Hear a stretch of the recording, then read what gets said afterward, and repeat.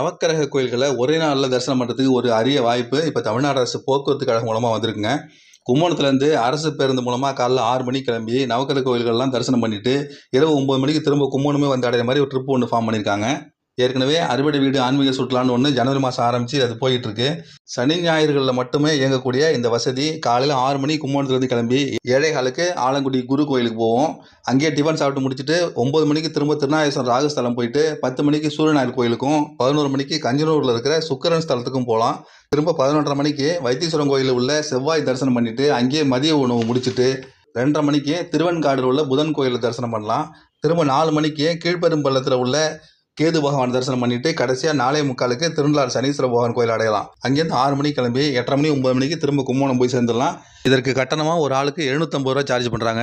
TNSTC app மூலமாக ஆன்லைனில் book பண்ணி மிக குறைவான கட்டணத்தில் நவக்கிரக கோயில் சுற்றி பார்க்கும் வாய்ப்பை பயன்படுத்திங்க.